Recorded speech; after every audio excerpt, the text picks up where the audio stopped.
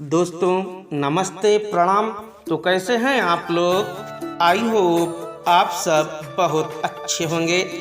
दोस्तों जीवन में संघर्ष की सच्ची कहानी आज हम आपको सुनाने जा रहे हैं। दोस्तों यदि कहानी अच्छी लगती हो तो आप हमारे चैनल को सब्सक्राइब करें, वीडियो को लाइक तथा शेयर करें। तो चलिए शुरू करते हैं कहानी।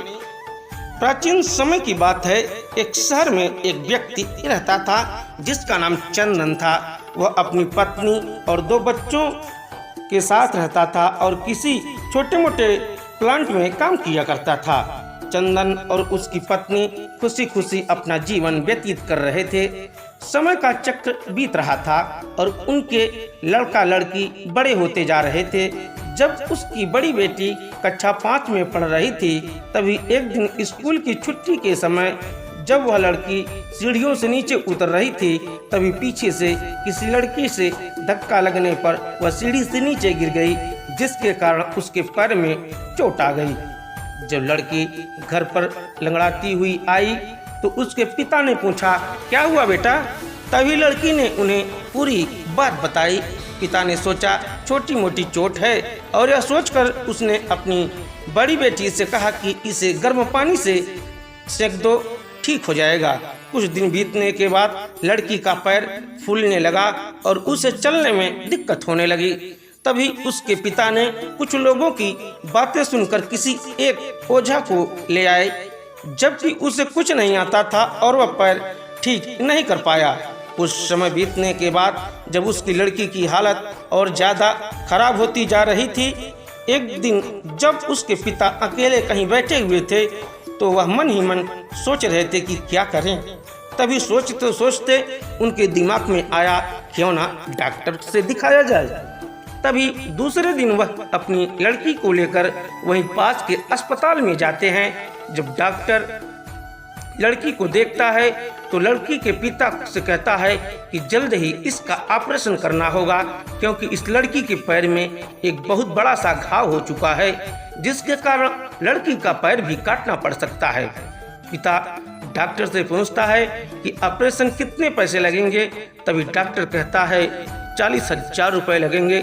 पिता घबरा जाता है, लेकिन पैसे की तलाश में इधर से उधर जाने लगता है। इधर उधर भाग दौड़ करने के बाद पैसे की व्यवस्था कर लेता है और लड़की का ऑपरेशन हो जाता है।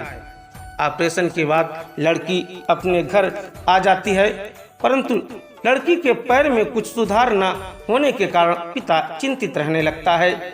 इसी तरह 4 साल बीत जाता है तथा पैर में लाख लाख रुपए लगाने के बाद भी लड़की का पैर ठीक नहीं होता है, जिस कारण से पूरा परिवार दुखी रहने लगता है। कुछ समय बीतने के बाद लड़की का विवाह हो गया और लड़की के जीवन में खुशहाली आ गई।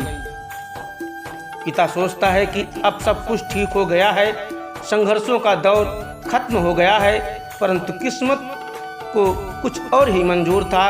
एक दिन जब वह बाजार जा रहा था तभी पीछे से किसी ट्रक के द्वारा उसका एक्सीडेंट हो गया, जिसके कारण उसके सर में गंभीर चोटें आईं।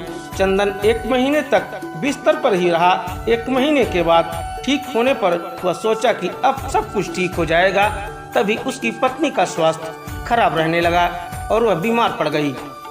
यहाँ वहाँ छोटे डॉक्टरों को दिखाने के बाद तबीयत और बिगड़ गई, जिसके कारण उन्हें वाराणसी के बीएचयू अस्पताल में ले जाना पड़ा। वहां जाकर पता चला कि उसकी पत्नी के पेट में गंभीर बीमारी हो गई है, परंतु चंदन को यह विश्वास था कि उसकी पत्नी ठीक हो जाएगी और चंदन इसी विश्वास के साथ अपनी पत्नी को हमेशा वाराणसी के अस्पताल में ले जाने लगा। कुछ समय बीतने के बाद पत्नी के तबीयत में सुधार आने लगी।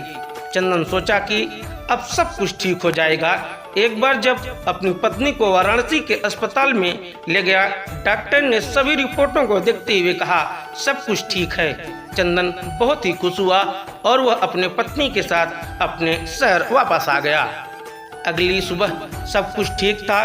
चंदन का बड़ा और छोटा बेटा दोनों स्कूल चले गए और चंदन अपने काम पर चला गया। बड़ा बेटा स्कूल में सोच रहा था कि चलकर माँ से कुछ बातें करेंगे। तभी 11 बजे उसका मित्र आता है और कहता है कि चलो, तुम्हारी माँ की तबीयत खराब हो गई है।